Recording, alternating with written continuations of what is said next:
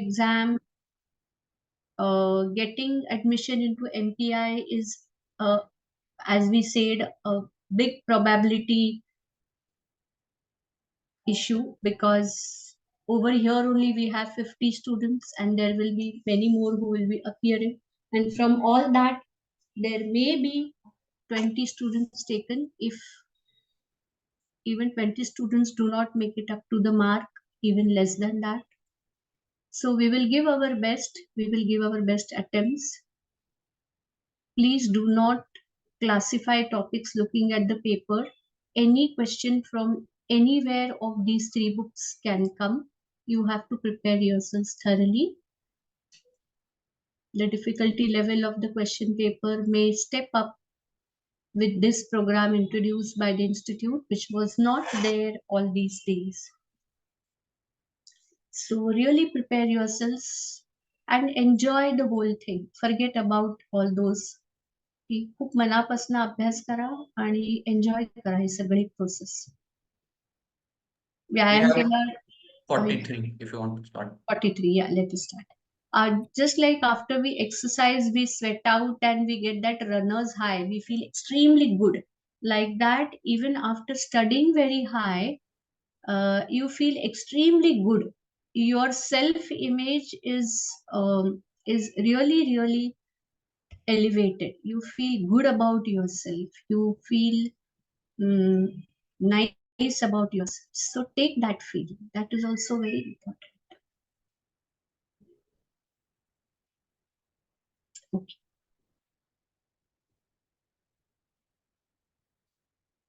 So I would want to do the last question of our last time's paper, because I was not able to give enough justice to it as I feel.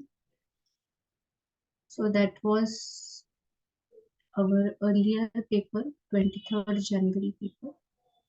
Let us look at it first.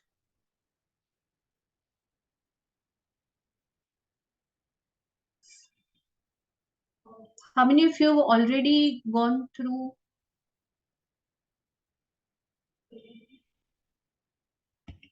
30th April paper? Just put your hands up. Analyze the paper, attempted the chemistry section I'm talking about, certainly. Yeah, good. So we can think of speeding up a little. If many of you have already seen the paper, we can speed up the questions so that we can take some more questions. I had marked a few questions to you after our lecture. I would like to discuss them for different reasons, because some of the solutions are already available, but still. And I've also marked some more questions in this week, which I would like to take. Okay, so this is question 10. Identify the total number of possible chemical reactions from the following unbalanced equations.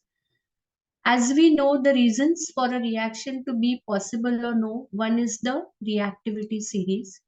Second is for double decomposition reaction. So you must know the reactivity series by heart. This is one of the requirements in chemistry, wherein you really need to use your memory. It should be by heart, make a mnemonic. Let us see each and every reaction, why it will take place or why it will not take place. The first reaction, simply copper is below hydrogen. So by reactivity series rule, it will not displace hydrogen from HCl, and you have to remember that HCl is dilute because copper does react with concentrated HCl. So these minute things should also be noted. If it was concentrated HCl, reaction would have taken place, but it is specifically written that it is dilute HCl, so this reaction will not take place. Similarly, in second reaction, copper is below zinc in the reactivity series, so it will not displace zinc from zinc oxide. Third, this reaction will take place. It is a simple double decomposition reaction, or it is actually a redox reaction. Because in double decomposition reaction, our typical pattern is that we have two reactants and 2 products. Over here, we have 3 products. So we cannot really call it double decomposition. It is furthermore splitting and making and breaking of bonds. Okay. So this is a typical redox reaction. I am going to elaborate on what are redox reactions and what are the easier ways of identifying a redox reaction in our today's session. But we know that redox, a very basic definition of redox reaction is reaction that involves reduction and oxidation both. RED of reduction and OX of oxidation. So a reaction that has a part of it reduced and a part of it oxidized. And our very basic definition of oxidation is addition of oxygen or removal of hydrogen. And our very basic definition of reduction is addition of hydrogen and removal of oxygen. Opposite of reduction. Okay. So if we can see here, from MnO2, oxygen is removed. From HCl, H is removed. Okay. But we will come to a more specific understanding of redox reactions. So this reaction will take place. This is a regular thermal decomposition reaction wherein one reactant forms 2 products. So this reaction will take place. Here again, copper is below Fe in reactivity series, so this reaction will not take place. Yes. In C, there is the equation is not balanced now.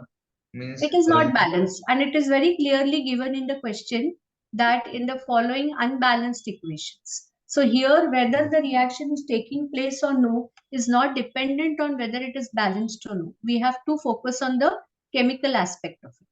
Chemically, whether the 2 reactants will react or they will not. If you read the question carefully, it is given that the equations are unbalanced. You will find some more equations below also unbalanced. So we are not looking at the balancing of the equation over here. The equation is not balanced. You can balance it, but the reaction will take place. Yes, ma'am. Then this is again a simple addition reaction combination. So this will take place.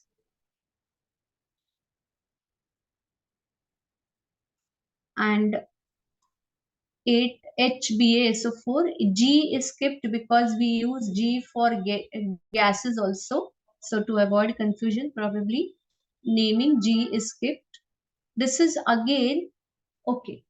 Now coming to double displacement reactions, a very important aspect of double displacement reactions, which we have talked, I think, in our last lecture, that double displacement reactions are always taking place in aqueous medium. First of all, they are always in aqueous medium and they take place between 2 soluble salts, 2 soluble ionic salts. So it is extremely essential, mandatory in double displacement reactions that on LHS we have 2 soluble salts.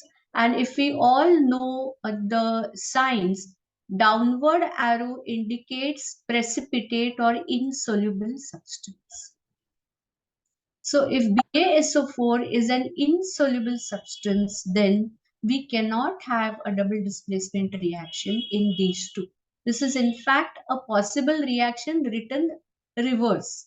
The ulta reaction is possible. ZnSO, and over here there's a either there's a printing mistake or there is a purposeful wrong reactants of products given. There is nowhere Cl2 on the product side. So that way also this reaction is incomplete, and most definitely when there is an insoluble substance on the left hand side, a double displacement reaction cannot take place. So this will not take place. Then this is a simple combination reaction. So this will take place. And this is again a redox reaction where oxygen is removed from sulfur. Okay. So there is a removal of oxygen. So there is reduction of sulfur, we can say, or sulfur dioxide. So this is again a redox reaction. So this will take place. So over here, particularly in this question, maximum questions are based on a reactivity series. So that underlines how essential for you all is to know the reactivity series. But along with that, we have also made use of the concept of redox and the concept of double decomposition. So you should know both again.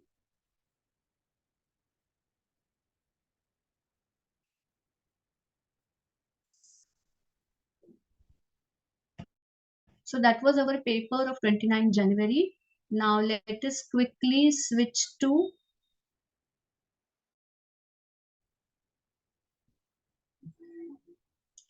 30th April paper.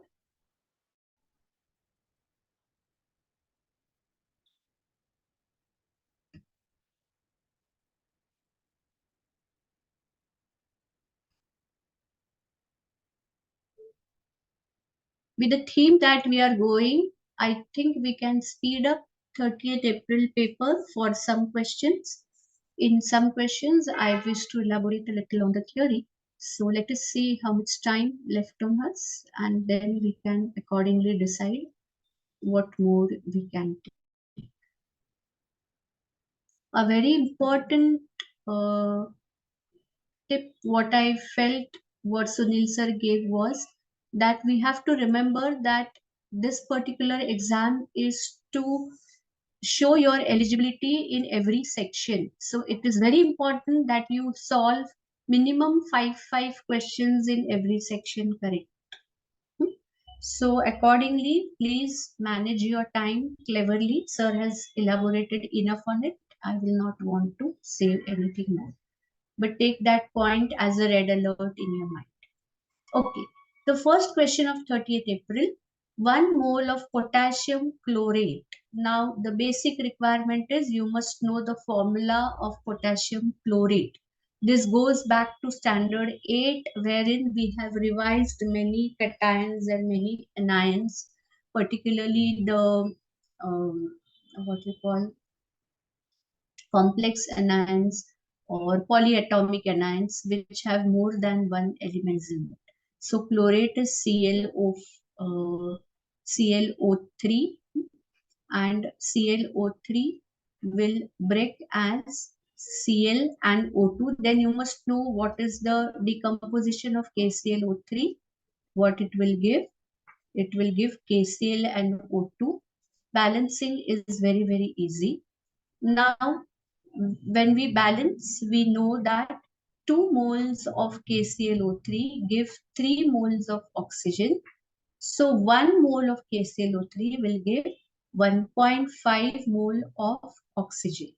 Now over here, this is O2.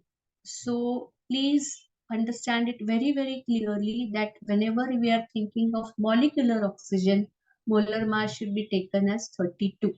But whenever you are computing molar mass of KClO3, then this O3 you will take 16 into 3, not 32 into 3. These are 3 atoms of oxygen. But whenever you're thinking of a molecular oxygen or gaseous oxygen, it is always in the diatomic state. So over here, you will take molar mass as 32, and therefore 1.5 times of 32 becomes 48. Now, once again, we have already revised the mole concept, mole triangle last time. So that also, as I said, good knowledge of periodic table is one prerequisite of your entrance exam. Equally important is to know the mole triangle and affluence in jumping from mole to molecular weight to Avogadro number to molar volume at STP, and interconversion of all this. You should be very, very affluent and easy with this. And the minimum ambiguity you have on this, the more and more confident you will be in solving the problems using the concept of mole. And out of 10 problems, if I'm not wrong, 4 or 5 problems will demand this understanding. So we will need this understanding in every sort of problem. So please consolidate your understanding of mole, and you can randomly pick any reaction that can be done as one practice. Once you have, say, you feel you now know everything from the paper, you can ask your parent to just name any reaction from the book LHS and see if you are able to compute the RHS of it, or you can play it in friends also, and see if you are able to balance that equation, if you are able to uh, able to compute all the products for the given reaction, if you are able to compute the reaction conditions if they are mentioned anywhere, if conditions of temperature are given, conditions of pressure are given, then any catalyst is given. See if you remember all this for each and every reaction from all these three books. And on the product side, which product is in gaseous state, which is in liquid state, which is in solid state. If you can remember all that, that will be a great help and ease in that. And in this course, you're also preparing for your board exam. So there's nothing to lose. Whatever you prepare over here, you will very efficiently use in your boards also. So this is like a dual preparation. So this is going to support. Now, once again, a very basic question on periodic table. I don't think we should spend a lot of time. The answer for this in our answer key is wrong. Eighth element they are asked. So we know that by Newland's law of octaves, every eighth element exhibits the same properties. So if chemical physical properties of fourth element would resemble with the xth element will be 4 plus 8, 12 and not 11. We have to skip 7 and jump on the 8. Now, even if we look at a periodic table, we will know that the fourth element is hydrogen, because at the time of Newland, there was no atomic number in pictures. So we only had atomic masses. So hydrogen, helium, lithium and beryllium are the first four elements. And below beryllium, now we know it is magnesium, which is the 12th element. So the answer over here will be 12. Now that you have opened the page for Newland's octaves, go through Dobereiner triad once, quickly revise. That will be a very basic, easy question, which you definitely should not go wrong on, if at all it comes in your paper. And merits and demerits of Mendeleev's, once again, you can just look at particularly to the elements. As I've mentioned, as I've said umpteen times, that the words and the definitions and all those things are not important. The concept behind that is important for us. So once again, revise with this, with Newland's octaves. Then the third question. Now some questions are going to be, see, out of 10 questions, I think at least 3 questions everybody should crack.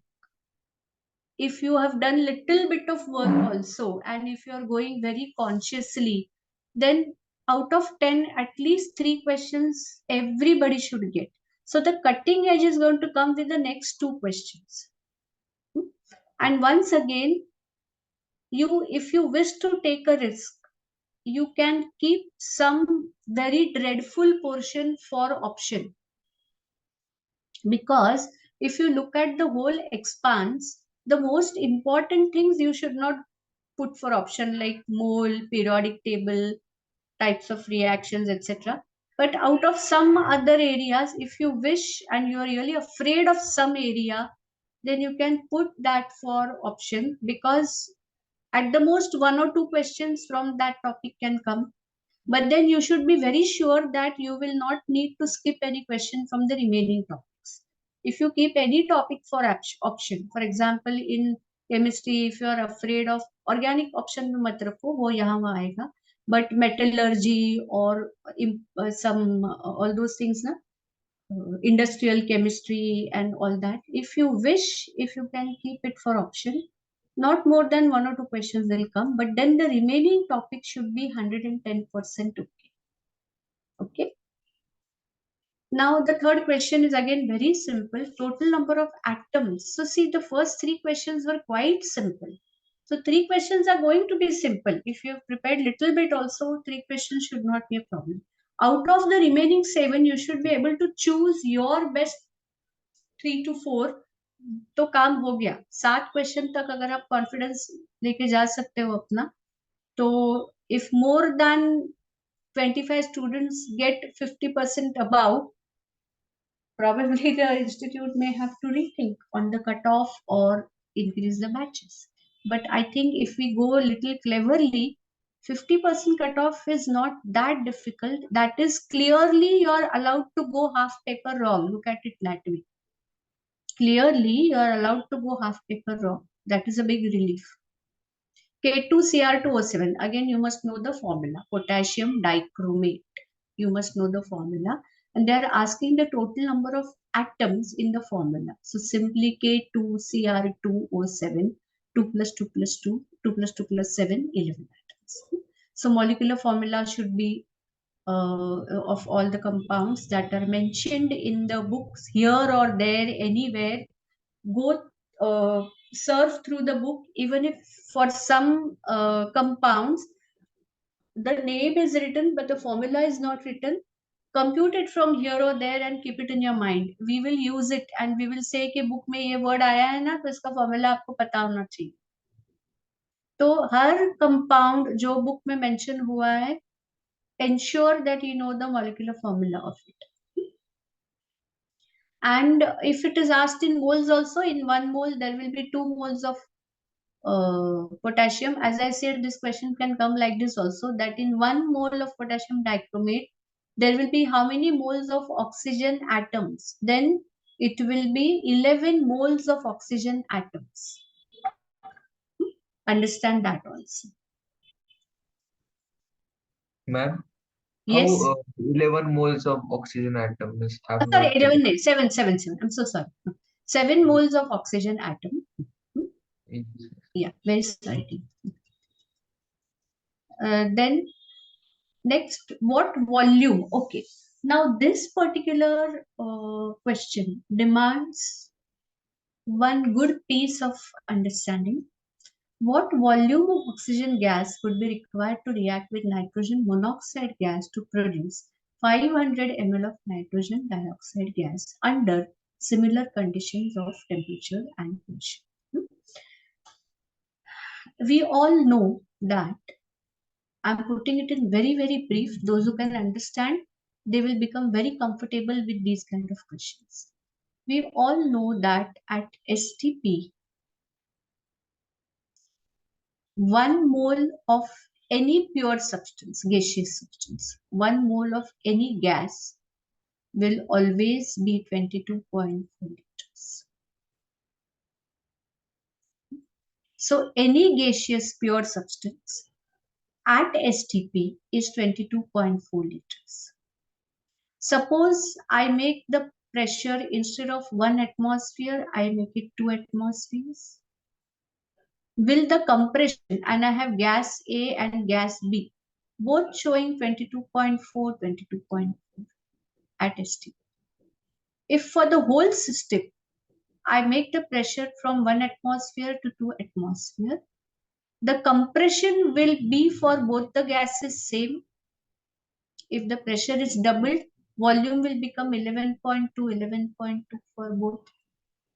If I increase the temperature of the whole system by 10 degrees Celsius, we will be learning formula in 11th standard, or we do it in our foundation programs, that for every degree rise in temperature, the increase in volume is same.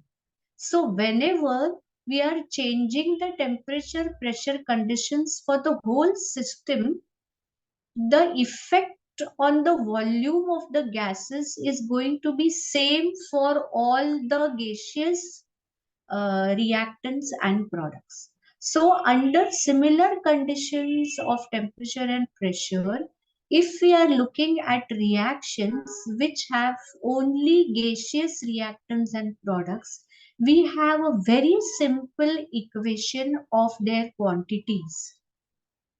For example, NO, this is the equation, NO and O2 forming NO2. How will you balance the reaction? Have I made some mistake? Half O2 it will be, na? NO plus half O2. So 2 NO plus O2 will give 2 NO2. I think I've made some mistake because this answer was wrongly typed. Let us correct it. So this is a balanced equation now. 2N, 2N, 2O, 4O, 4O, right? So 2 moles of NO will give 2 moles of NO2. Okay. And it will take 1 mole of oxygen. What volume of oxygen will be required to react with nitrogen monoxide gas to produce 500 ml of nitrogen dioxide? I want to prepare. Now this 2 mole, 1 mole, 2 mole can be brought down to any volume wherein the volume of NO will be twice of oxygen to produce same amount of nitrogen dioxide. So if I want to prepare 500 ml of nitrogen dioxide, I will need 500 ml of nitrogen monoxide and I will need 250 ml of oxygen for that. The ratio of volumes is 2:1, giving 2 volumes of product. This 2 mole, this balancing के जो coefficients है, that is our volume ratio. The volume can be anything in same unit. If this is 10 ml, this is going to be 5 ml to give me 10. If this is 10 liters, this will be 5 liters to give me 10 liters. Please understand this. Conditions are that all the reactants and products are in gaseous state, first condition. And second is whatever change in temperature pressure should be same for throughout the system. You cannot have a different temperature pressure for the reactants and different for products, or different for one of the reactants and different for another reaction. So we essentially need this clause under similar conditions of temperature and pressure. So over here, a small mistake I have done. This should have been 2NO plus O2 forming 2NO2.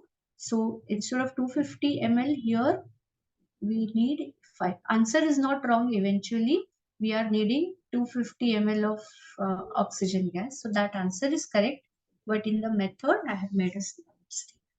Yes. Anahita, some doubt? Yes, ma'am. I couldn't understand the relation between the ml and ratio which you said. Could you explain that once again? Yeah. Once you know the balanced equation. What is the balanced equation over here now? It is 2NO plus O2 giving 2NO2. Do you understand that? Yes. Yeah. Now take the coefficients of the balanced equation. What is the ratio of NO to O2? 2:1, forming 2 parts of product again. 2, 1, 2. Now take any volume in the same unit, 2 parts of NO. So please correct this. 500 ml of it. And what have they given us? We have to prepare 500 ml of nitrogen dioxide. That is equivalent to my 2. I'm going to need the same amount of NO and half the amount of oxygen in any unit of volume, same unit of volume throughout the reaction. Got it. Thank you. Get it? Yes. Mark it. It is a biggest shortcut because otherwise it will take a very long turn for you to first find out 500 ml of. Yes, Karna, any doubt? Ma'am, on the right hand side, it's 500 ml, but on the left hand side, it doesn't make 500. Yeah, that I is mean, because, where is 250 ml? yeah, if I take this as 500 ml, then it looks like 750 ml, right? Yes. Yeah. So that for that we will have to graduate ourselves to compression of gases and all those things which are little beyond our scope of time right now. When you learn gas laws and compression of gases, you will learn that this is a reaction that proceeds through decrease of volume. So the equilibrium shifts to the right and all those things. Okay, you will learn all this when you will do chemical equilibrium. Okay. Okay, ma'am, got it. But because this is exactly what you will say, we are talking about the volume right now at the same temperature and pressure. Okay. Yes. How it will become 500 ml? If 500 ml of this and 200 ml of this looks like 750 ml. Okay. But it will compress at the given temperature and pressure after formation in the same container. It will compress and it will come to 500 ml. And if the container is maintained the same, then the volume will be 750, and in that case the pressure will decrease. It's a very nice dynamic to discuss, but right now we are short of time. So you can remember this right now like this, that when all the gases and reactants and products are in gaseous state, condition 1, and all the reactants or products are under similar conditions, the equation takes a very simple understanding. Balance the equation and the reactants and products are exactly in the same ratio. Let us take one or two examples more. H2 plus Cl2, hydrogen gas plus chlorine gas, gives gaseous hydrogen chloride gas. One volume of this plus one volume of this gives two volumes of this. So if I'm taking 10 ml of this, I will need 10 ml of this, and I will get 20 ml of it. As simple as that. Okay. SO2 plus O2 giving SO3 gas. How will you balance this equation?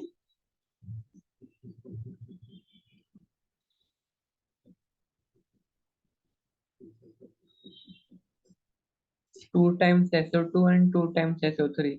Yes, 2SO2 plus O2 forms SO3. So there's a very easy way to do. यहाँ पे S आ गया, यहाँ पे S आ गया. अभी O2 कितना है? यहाँ पे O2 आ गया, यहाँ पे O3. तो इसमें से मेरे को ना एक ही ऑक्सीजन चाहिए. तो how will I do? Can I write half oxygen on paper? सच्ची में half oxygen नहीं हो सकता कभी, लेकिन on paper half oxygen will mean 1O. What I want here?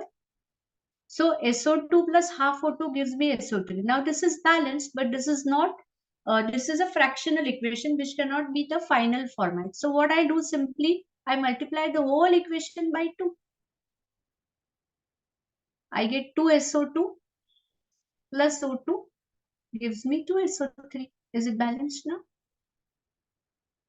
This is one of the simplest ways of balancing equations using fractional, what you say, numbers to balance, coefficient, fractional coefficients to balance as an intermediate step to get quick answers, and then multiply the whole thing by 2. Yes, Tanish? Ma'am, the answers in the exam are from 0 to 99, so how the answer can be 250? ह्या पेपरात नव्हतं ते. It was any numerical. For this particular exam, the paper format was any numerical answer. Okay. Yeah. This is how you can quickly balance. So now for over here, 2SO2 plus O2 gives 2SO3. So it is something like this, that if I am taking whatever 250 ml of SO2, I will need 125 ml of oxygen, and I will get 250 ml of SO3 at similar conditions of temperature and pressure. Okay. Has everyone understood this? Ma'am, I have a doubt. Yeah. Ma'am, so this volume ratio, volume will work with any ratio. If it is 3:1 is equal to 3, Any. so it will work Whatever. like that. Yes, balance the equation, and whatever is the coefficient of every reactant and product, take the volumes in that ratio. Yes, ma'am. The most important condition is that all reactants and products should be in gaseous state. If you are getting some reactant or product in liquid or solid state, then this law does not work. Okay. All the reactants as well as products should be in gaseous state. Only then this particular Gay-Lussac's law of combining volumes works. But if it is there, then it becomes like a magic wand. You can compute the answers very, very fast. Okay. Ma'am, I have a doubt. Yeah. Ma'am, the mass of NO2 is 500 ml, but here you have taken the mass of 2NO. Means the ratio is 2. I think I told now. I made a mistake. Get it corrected. 2NO. The formula is NO2 and NO monoxide, right? So 2NO. So have we made a mistake? Nitrogen monoxide gas. 500 ml of nitrogen dioxide is prepared, na? Finally. So 500 ml of nitrogen gas के लिए मेरे को 500 ml NO चाहिए और 250 ml oxygen चाहिए. 2:1:2. Finally, NO2. Don't take that NO2 5, so 2 NO2 1000. They have given us how much of this gas is prepared at the end of the reaction. So this 500 ml equates to NO2 when we equate the make the equation. Okay, ma'am. Okay. Huh? So 500 ml if NO2 is produced by ratio of 2:1:2, this 500 ml is equivalent to 2. So I will need half the oxygen and same amount of N. Got it? Yes, ma'am. Yeah. You can make your own equations, prepare your own gaseous equations and practice this particular law. Then over here in the required questions, I have talked of other gas laws also. We know that pressure, volume and temperature. Okay. If one of it, and in every place the moles are constant, we take mole as constant. Then if we keep one of these three variables constant, the remaining two show a very definite relation. If temperature is kept constant, then we have PV, product of pressure volume, as constant. So we get the first law, P1 V1 is P2 V2 if T is constant. Then if we keep pressure constant, then we know that as the temperature increases, volume will also increase. So it is V upon T as constant. So V1 upon T1 is V2 upon T2. Directly proportional. And if V is constant, then again as we increase the temperature, pressure will increase. So it is a direct variation. P upon T is constant. So P1 upon T1 is P2 upon T2. You will have questions on these basic concepts. In all these laws, the number of moles is constant. And if we combine all these three, we get the general gas equation, which is P1 V1 upon T1 is equal to P2 V2 upon T2. So like Prashant sir told that simply out of these 6 variables, you know any 5, you can find the 6. It is just like simple interest is PNR upon 100 and amount is P plus simple interest. Out of these 6 variables, initial pressure on the gas, initial volume of the gas, initial temperature of the gas, final pressure on the gas, final volume of the gas, final temperature of the gas. These are the 6 variables. Out of these 6 variables, you know any 5, you can find the 6th. The only precaution you need to take is that you need to ensure that the values are in the same unit. Pressure will generally be in atmospheres. Volume, check whether it is in ml or liters in both places. And temperature should always be absolute temperature, never degree Celsius temperature. All these laws follow absolute temperature, Kelvin temperature. So whatever temperature in degrees Celsius is given to you, you need to add 273 to it to get the absolute temperature. Kelvin scale. So convert the temperature if it is not given in absolute. Ensure that all the 5 variables which are given are in correct units, otherwise convert them, and then it is a simple mathematical number crunching. And definitely we see to it that the numbers are friendly, because we wish to check your chemistry and not your computing skills, which your maths sections are doing sufficiently enough. So we are just not interested in seeing whether you are able to do the computing correctly, but you should be able to apply the correct formula. Those who don't know this formula can take them down. 4 formulae that becomes like one piece of your understanding. And if you think on how this happens, there it is very, very logical. If temperature is going to be constant, as you increase the pressure, volume will decrease, obviously. If pressure is going to remain constant, as you increase the temperature, volume is going to increase, very obviously. Think on how you will compute this. And if the volume is constant, if you increase the pressure, temperature will increase. If you increase the temperature, pressure of the gas will increase. All these equations are essentially for gaseous substances. These are gas laws.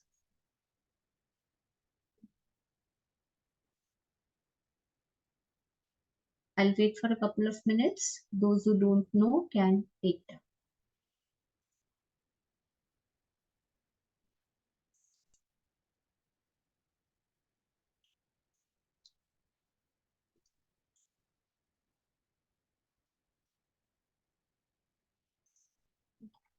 And the question that was raised, that LHS में 750 volume है तो RHS में 500 volume कैसे हो सकता है, इसके बारे में आप सोचो. Think over it. What will exactly happen?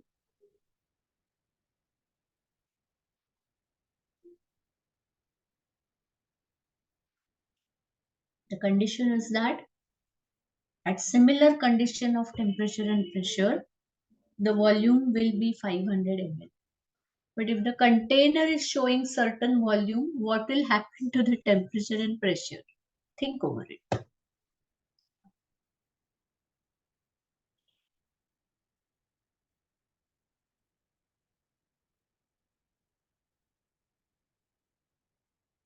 If the volume is 750 ml, that means the temperature and pressure is getting varied in some or the other region. And if the temperature and pressure has to be kept constant, then the volume will invariably be 500 ml. That is how it is. Can I clear this?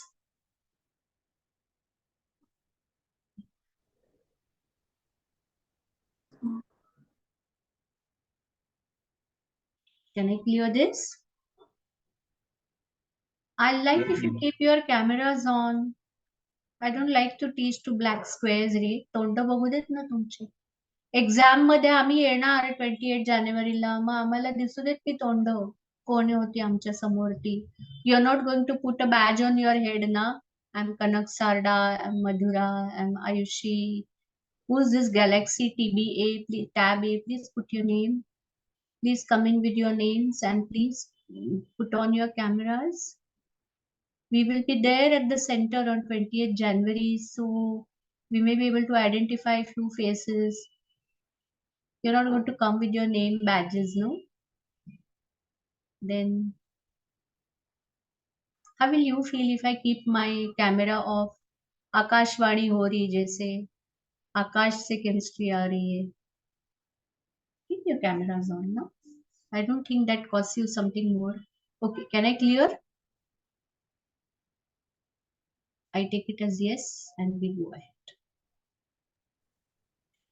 Ma'am, Hmm. in every exam we have to same type of question.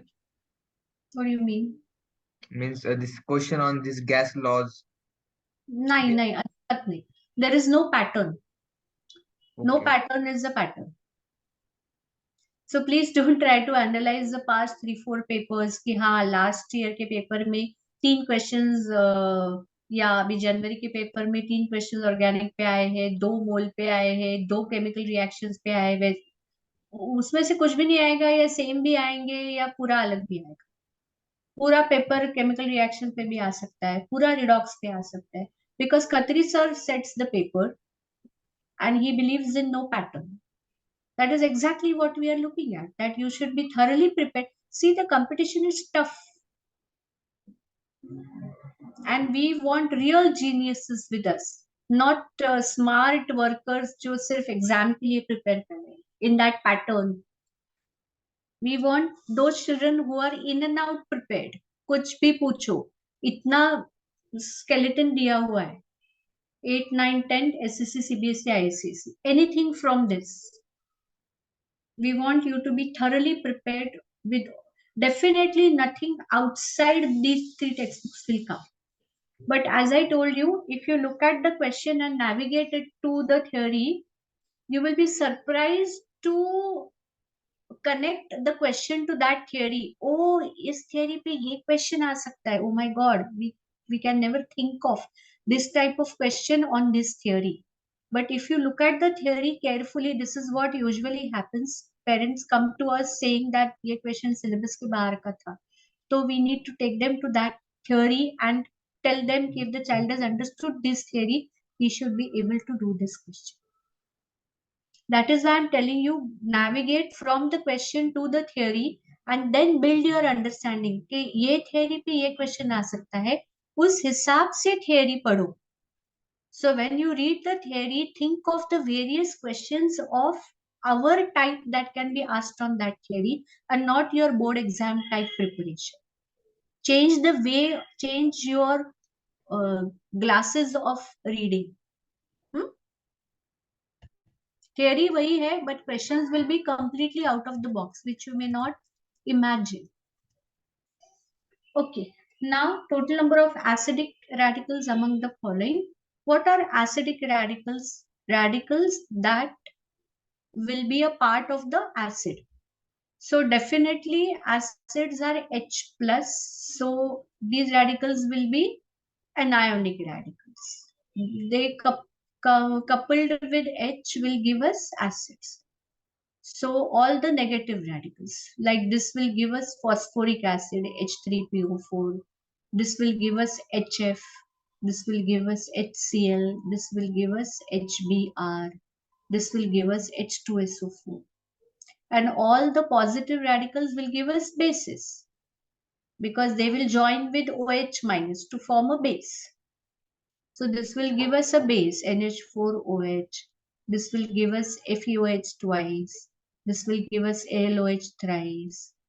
This will give us NaOH. So essentially, all the radicals which are negatively charged will be acidic radicals. Yes, Adhiraj? Ma'am, NH4 also makes NH4Cl, which is acid. NH4Cl, but base आपण आता H आणि OH बघतोय ना. NH4Cl acid नाही. It is an acidic salt.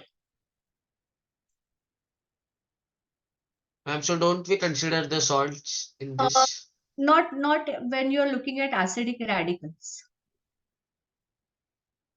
Okay. Yes, ma'am. Essentially couple them with H plus and OH minus. Okay. And this is a very, it's actually weak acidic salt. NH4OH is a weak base.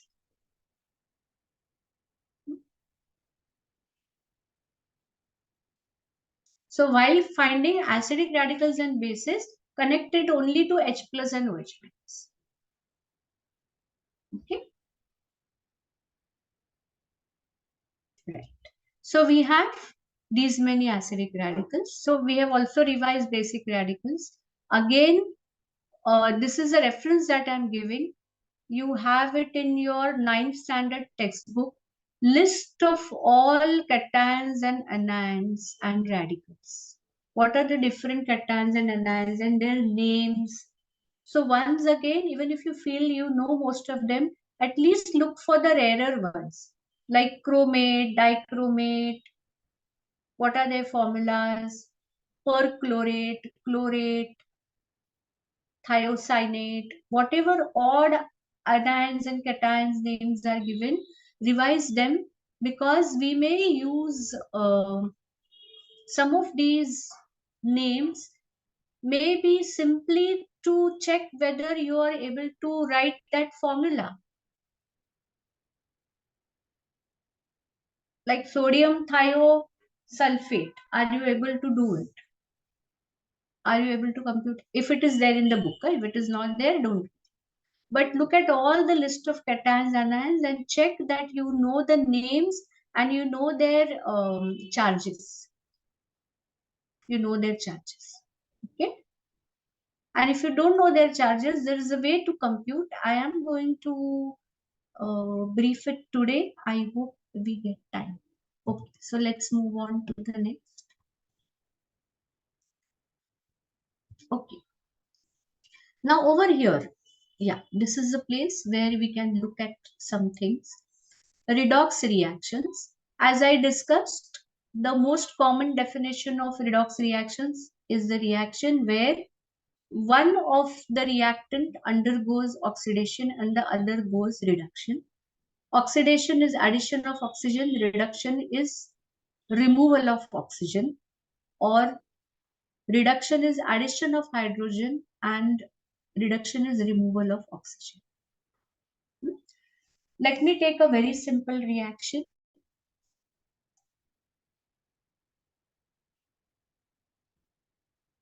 Mg plus O2 forming Mg. Is this the oxidation of magnesium? Magnesium, oxygen is added to magnesium. So we can call it as oxidation of magnesium. Let us look at the valency of what is happening. Mg is going from 0 to here +2 charge. Here it will be magnesium ion +2 charge. And oxygen is going from 0 to -2. So what has happened? Mg has lost electrons and oxygen has gained electrons.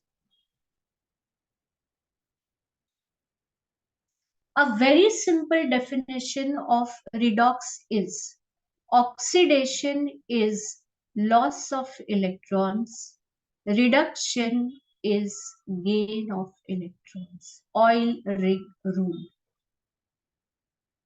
In whichever reaction, whichever species loses electron is getting oxidized.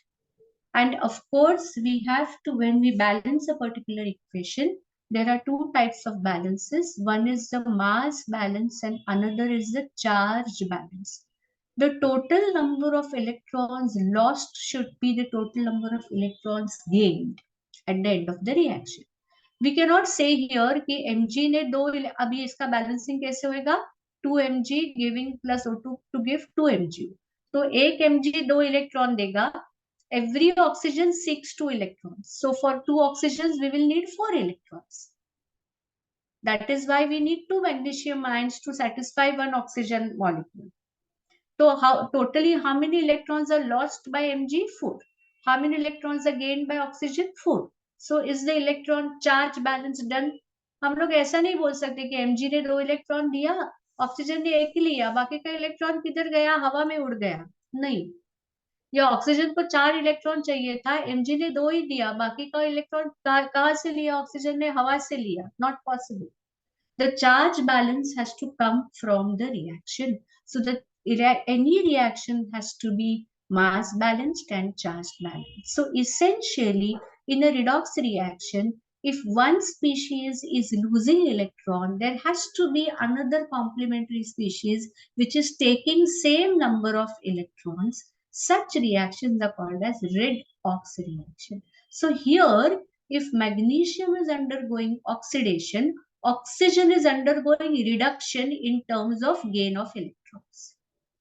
Oxygen in its molecular state had 2 and 6 electrons, but when it has become MgO, it has become O2 minus ion. So now it has 2 and 8 electrons. It has gained electrons. So oxygen is reduced and magnesium is oxidized. If you can look at reactions like this, you can call them as valency. Or is this much part understood by all? Yes. Yes, Please take ma'am. down this oil rig rule. This is step 1, and I will give you one small input. Those of you who can take it will be able to classify a reaction as redox or no redox. Repeat, ma'am. Yeah.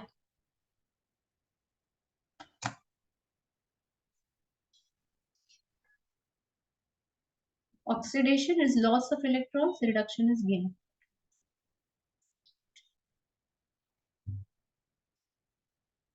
So the reactions in which no species loses or gains electrons are non-redox reactions. So double decomposition reactions are non-redox reactions because it is simply cut paste. There is no transfer of electron. AB break हो जाता है, CD break हो जाता है, AD connect होता है, CB connect होता है. There is no give and take of electrons.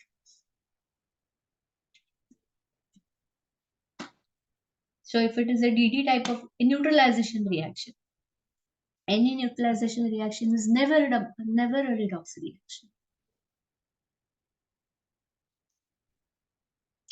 Understand this much part, then I will give you some further inputs.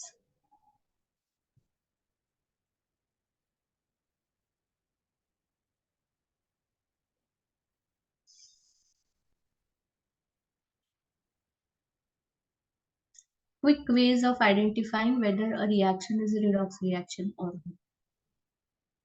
Tell me when you finish this. Finish this much? Yeah, I'll remember Kanak's face now, definitely. So if I come for the exam, I can say hello to you. But I don't know Tanishk, I don't know Vedika, I don't know Madhura. Vedika is a black square to me. Yes, Ritesh, I hope to remember. Abhinav, I will try to remember. But now, show me your faces. Yes, Madhura, I can see now. Vedika, I can see now. Good. Shardul का मेरे को पंखा ही दिख रहा है. हाँ, अभी शार्दुल दिख रहा है. अमान दिख रहा है. Sri Jenny Mondal. I won't be able to recognize Sri Jenny Mondal. Arnav Vankudre, Kala Square. Shreyan Bhagat, Kala Square. Okay, finish this much. Now, a very quick tip to identify if a reaction is redox or not. If a compound is becoming an element, SO2 ka compound element, any element will be in zero valency state, or in any compound it will have some charge on it. So if a compound is becoming an element, or if an element is becoming a compound, it is a redox reaction. यहाँ पे HCl से Cl2 बन रहा है, मतलब Cl in compound state is going to Cl in elemental state, redox. But look over here, यहाँ पे भी compound ही है, यहाँ पे भी compound है, देखना पड़ेगा. It's not that if all are compounds, it is not a redox reaction, but definitely if NiO is becoming Ni, nickel in compounded state is becoming nickel in elemental state. Hydrogen in elemental state is going in hydrogen in compound state. There has to be some give and take of electrons. उसके बगैर element का compound और compound का element नहीं बन सकता. So if you see an element in compound state going in element state on LHS and RHS, blindly redox reaction.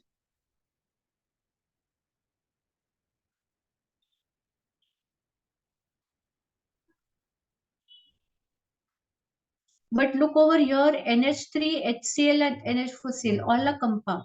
Then we'll have to check whether the oxidation numbers are changing. First, take down this tip. Second, quick tip. If element is going from compound to element state or element to compound state, then it is a redox reaction.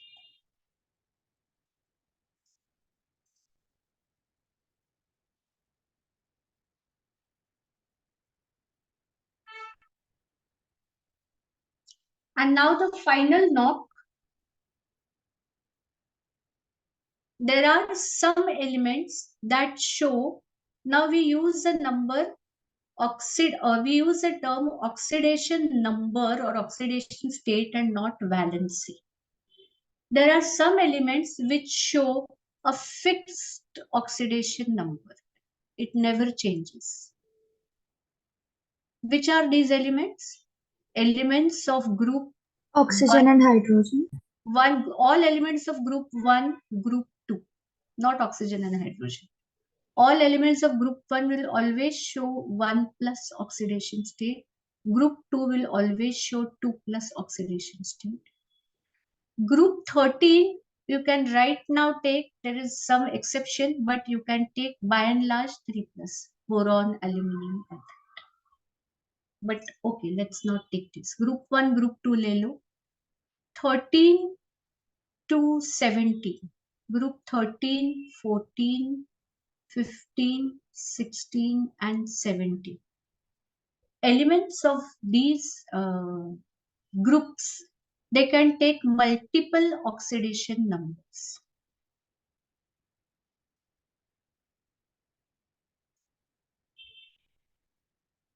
Group 17, halogens, -1 to +7. All oxidation numbers it can take. How will I define this? Group 17 has 7 electrons in its outermost stage. So this 7 will come as its upper number and the lower number is this -8.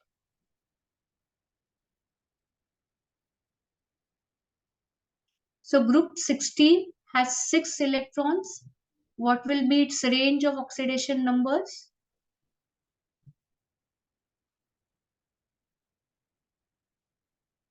ये 6 इधर लिखो और ये side में क्या आएगा? 6 - 8 -2. Group 15, 5 -3. Group 14, 4 -4. And group 13, 3 -5.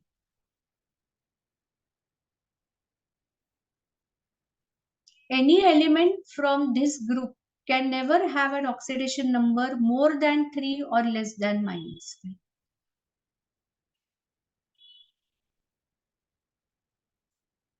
Oxygen belongs to group 16, but 99.9% it will have oxidation number -2 because it is the second most electronegative element. Oxygen, I don't know whether you need this rule or no, but oxygen in peroxides, H2O2, -1. Na2O2, it will have oxidation number -1.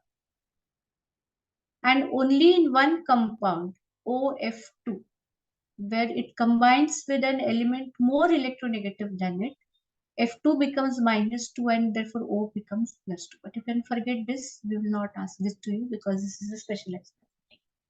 Why I am talking all this? We need it in this reaction. Because if you see, first take down this quickly, then we'll discuss this one reaction and then I'll leave it to you to explore it further.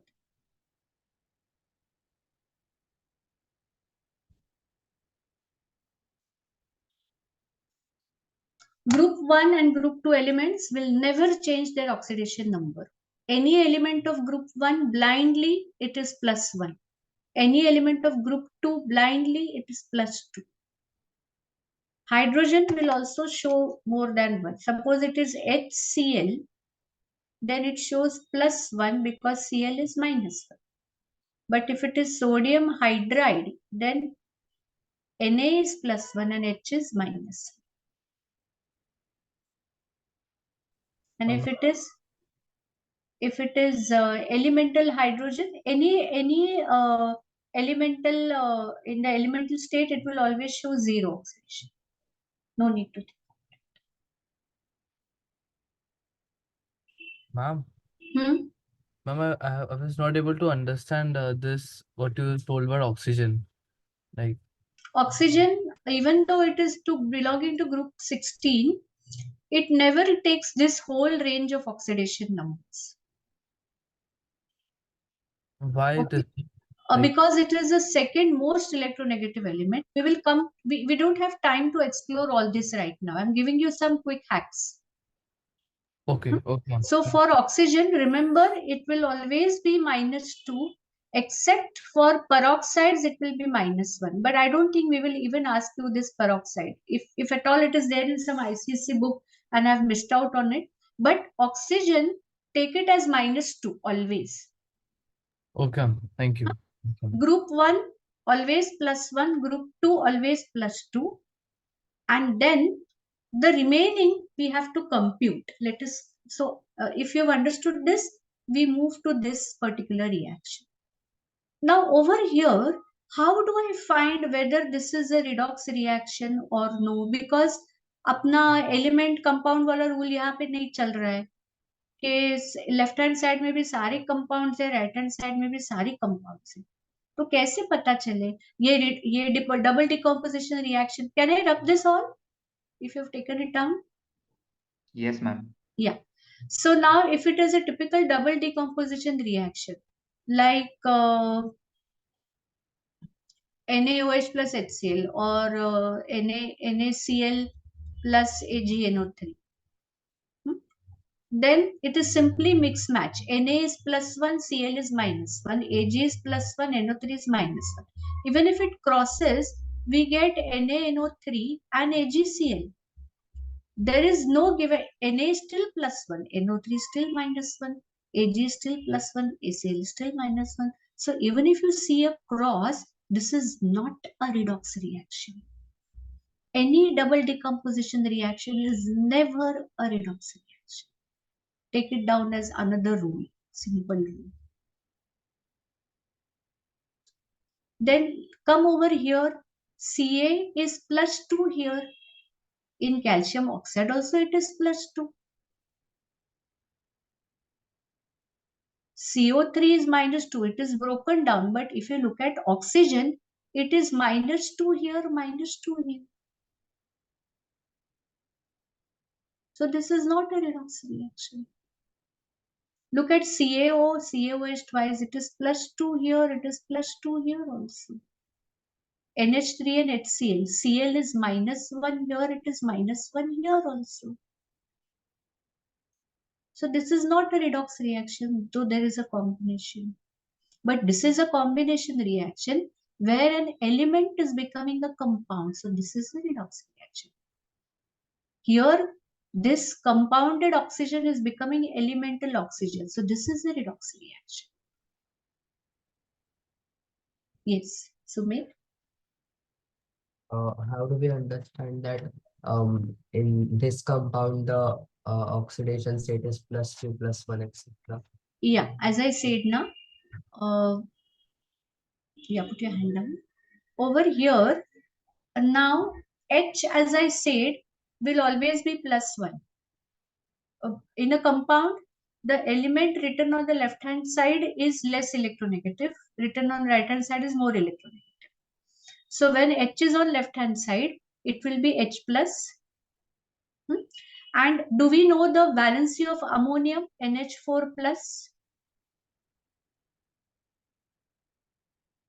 Do we know it? So NH4, if it is +1 and the charge on the whole compound is 0, so Cl has to be -1. So Cl is -1 here, Cl is -1 here.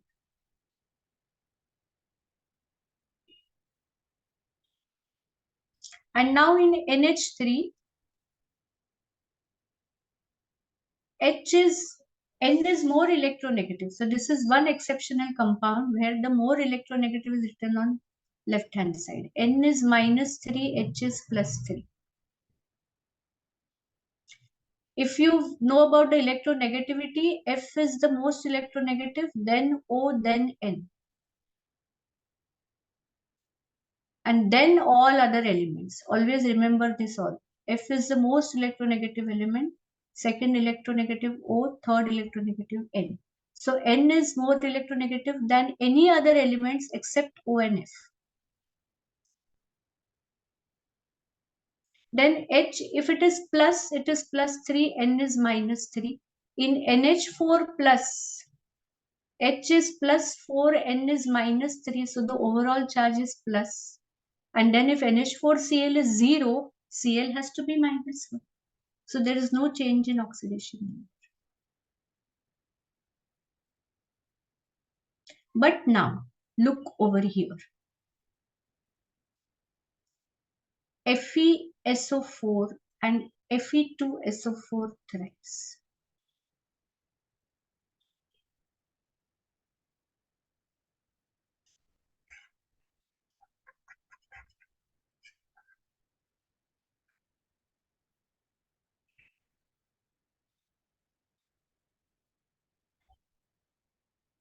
We all know the valency of sulfate ion. Is it 2-?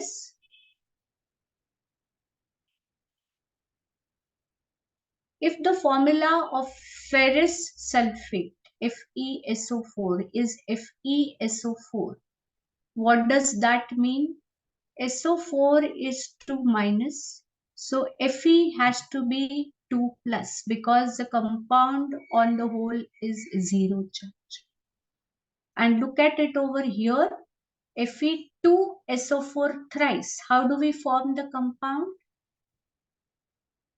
By crossing the valencies. This is 2-, and so it goes here. And if it is SO4 thrice, that means this is ferric sulfate. So has Fe gone from +2 to +3 here? This is ferrous, this is ferric. So the oxidation number has changed. When you go from left to right, it is oxidation. Gaadi mein, this is oxidation. So Fe is oxidized. So if Fe is oxidized, something has to get reduced.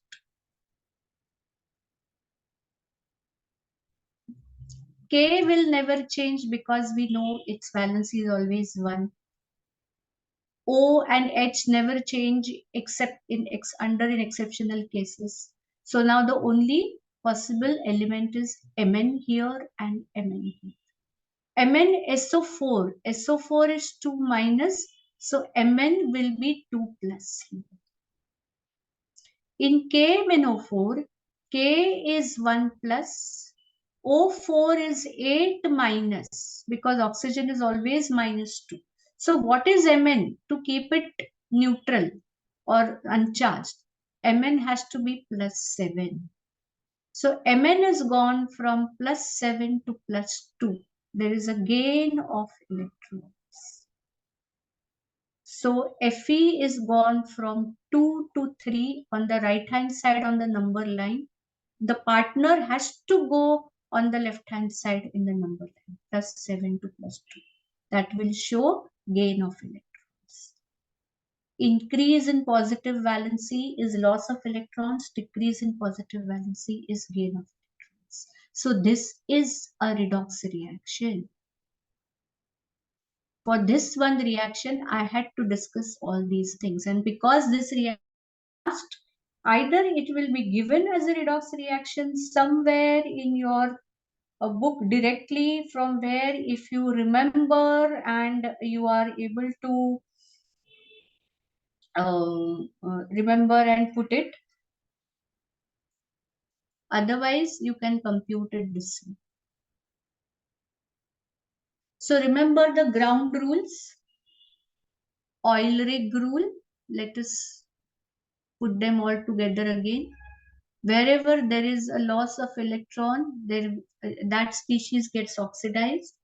because in some places there will be a question like which species will get oxidized, write the molar mass of the species that gets oxidized. Yes, Shrikant? Ma'am, can you please explain the fourth equation? Fourth, yeah. First take down this. Can I clear this? Everyone has understood this? Fifth one? Yeah. Yes. For the fourth equations, now this is organic. So this is C2H6. What will be the what do you say? Molecular formula of ethane C2H6. One simple rule that hydrogen has gone from compounded state to elemental state. So this is redox reaction as per our second simple rule. You get it? And another C2H6 forms C2H4 plus H2. Now, as we know, actually carbon and hydrogen, they have more or less similar, what do you say? Similar electronegativities. But if you take H6, standard H6 on the right hand side as -6, then here two carbons have to compensate this -6. So each carbon will be in +3 state. And here 4 hydrogens will be -4. So each carbon has to be in the +2 state. So carbon has moved from +3 to +2. And hydrogen has moved from -1 to 0. So carbon has gone leftwards in the on the number line, and hydrogen has gone from -1 to 0 element.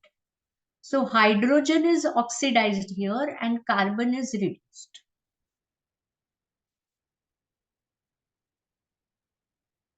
Or our second simple rule, that one of the element has gone from elemental state, compounded state to elemental state, there has to be some give or take of electron, without which element cannot become a compound or compound cannot become an element. If HCl is becoming Cl, that means कुछ तो हो गया है, electron दिया है या लिया है. If they are not asking the details, label it as redox. So you will have to think only on those reactions in which there are all compounds on the left hand side and right hand side. Then you may have to put them first, rule out double decomposition. Then you will not have to look at the oxidation number and all that. From all the list, as I said, keep these questions last because they are time taking. Don't do them in the first lot. एक equation भी यहाँ का वहां हो गया तो answer गया. अभी ये 7 है, आप लोगों ने गलती से 6 लिखा या 8 लिखा तो आपके जो 5 अपने करेक्ट किए उसका क्रेडिट जाएगा. No partial marking. So please keep this kind of questions last. Understood? Whose doubt this was fourth equation? अरे डाउट ना कोणी विचारला का doubt? Shrikant.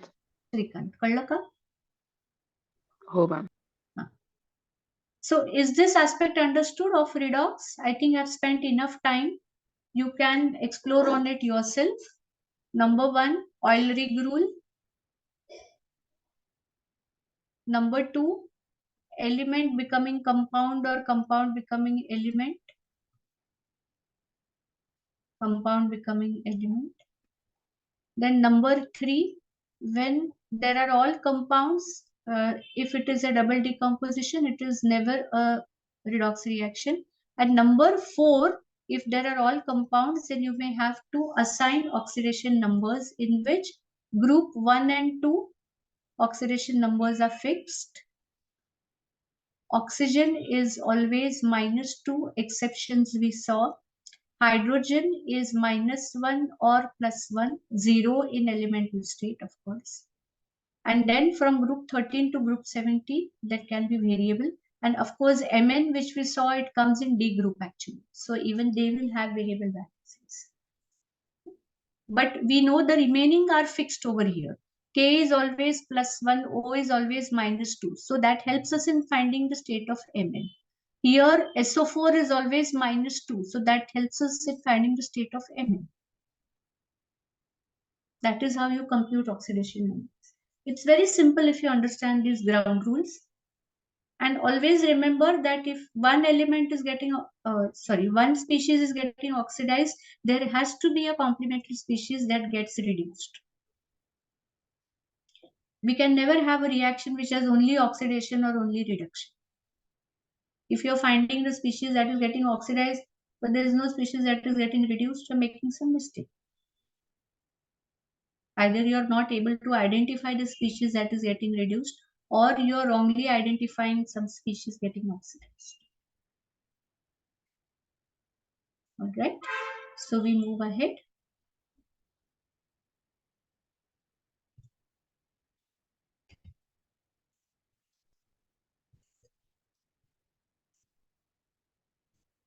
Okay, now once again, ester produced when ethanoic acid reacts with ethanol. So this is based on a very particular reaction which is in your 10th standard book, where preparation of ethyl ethanoate. Otherwise, there is not much on esters. I was trying to find if they are giving you homologs of esters and all, but I didn't find it in any of the books.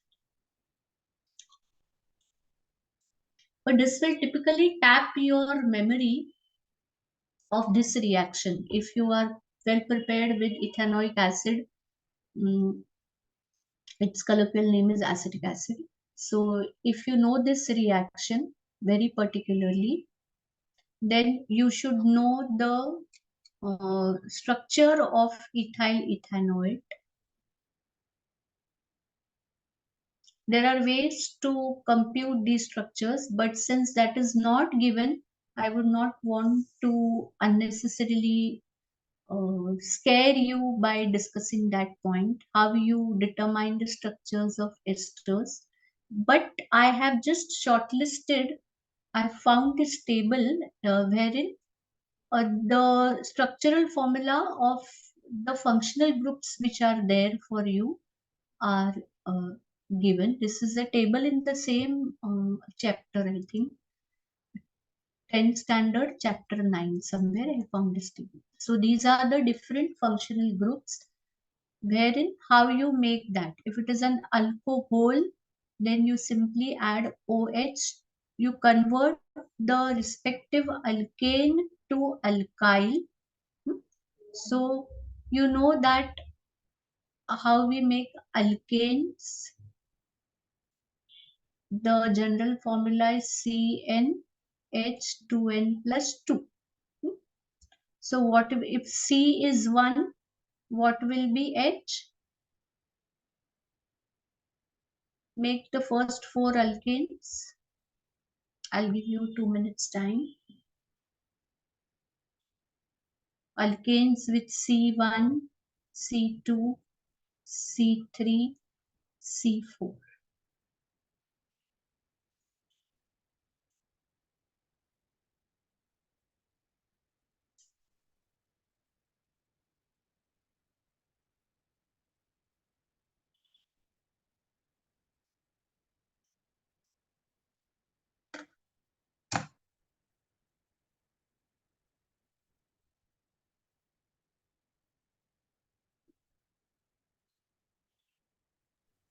Ma'am, Yes.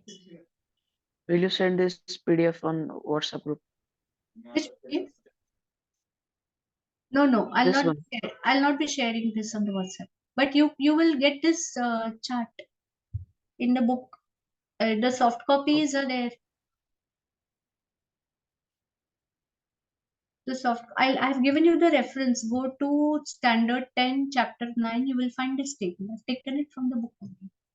I won't be sharing the PDF of our discussion questions. That is the reason why I'm spending so much time on every question. We expect you to write it down in your notes.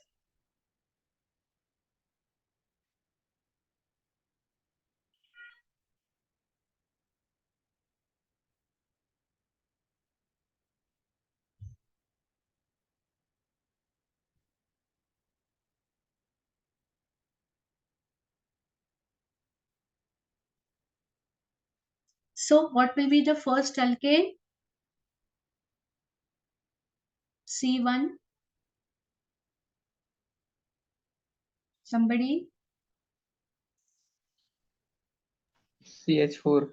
CH4. C2. H6. C3. H8. H8. And C4. 10. H10. Now from the alkane, you make the respective alkyl groups by simply removing one hydrogen. So the respective alkyl will become CH3 methyl, C2H5 ethyl, C3H7 propyl, C4H9 butyl. That is step 2. And to that you add the functional group to get the respective series. Now suppose I want to do the alcohol. Then to CH3, if I add OH, I will get CH3OH because all these functional group attach after removing one hydrogen. Carbon, when all 4 hydrogens are attached to it, it is a saturated compound. And if I want to make some functional group, I have to remove one hydrogen and add a functional group in that place. So this is the simplest navigation, that from the alkane you make the respective alkyl and to that you chipkaw the functional group. I want to put a halogen, CH3Cl, CH3Br, CH3I. Then that is chloromethane or methyl chloride becomes the colloquial name. Chloromethane becomes the IUPAC. Then alcohol, methyl alcohol becomes the colloquial name. Methanol. How you put it? Alcohol is named with OL. So methane का बनता है, methane का ई जाएगा तो हो जाएगा अल्केल मीथान और उसमें आएगा ऑल, methanol, alcohol. Instead of OH, I want the aldehyde, it becomes CH3CHO, methyl aldehyde or methane al. OL aldehyde में आएगा al. If I want ketone, then we cannot have methanol because as we discussed last time, ketone ka CO is always on the middle carbon. Okay, so methan and ethane can be alls. They are always on the end carbon. Propanon से चालू होगा. Yeah, propanon. Carboxylic acids, we call them as oic acids.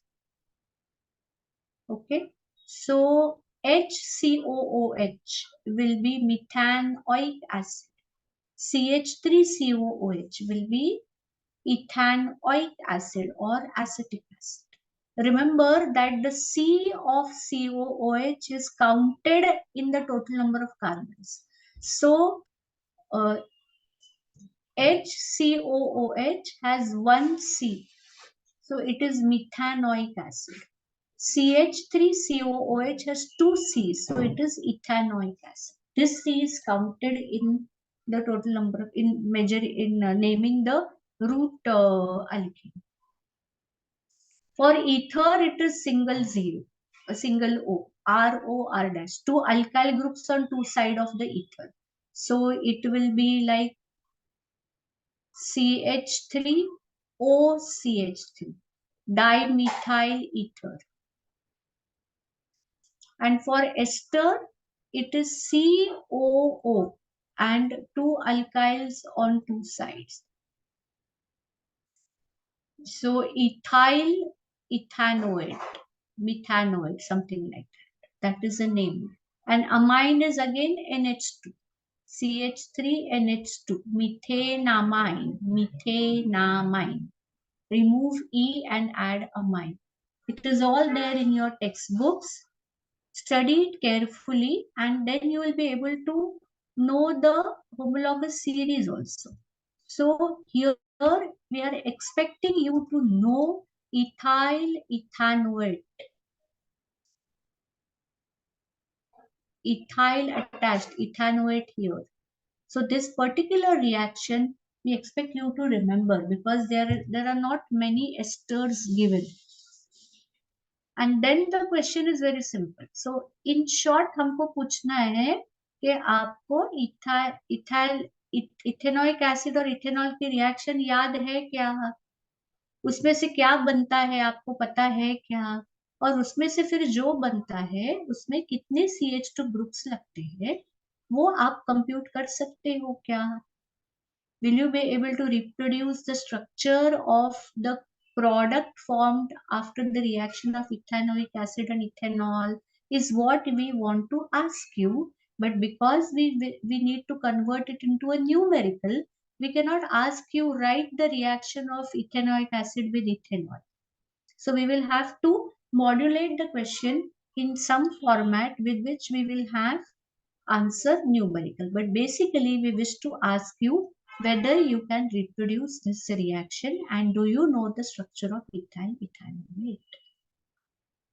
So ensure that you know the structures of all the organic compounds that are mentioned in your book, whether they are given in detail or no. Ensure you know the structures of it. Do them very well. If you can compute the reaction very well, otherwise probably you may have to buy heart.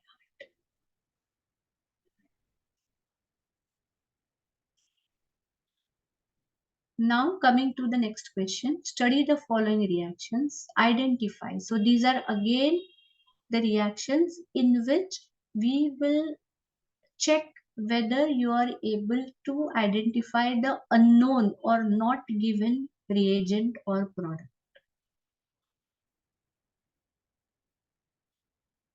And these reactions, I think these two reactions are picked up from two different places. See, formation of sodium aluminate. The first reaction is from 8th chapter, Al2O3 reacting with NaOH to form NaANO. And the second reaction is picked up from 9th chapter, ethanoic acid with base. What is the common point here? Both the reactions are with NaOH.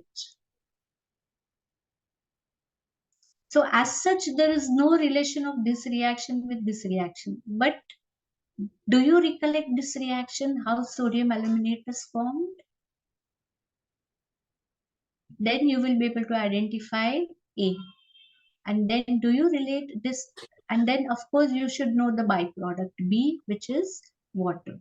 And then CH3COOH again reacting with NaOH to form water as a byproduct. What will be the main product? Look at this reaction. It is not a simple question at all. Unless you know your lessons in and out, you will not be able to do this question.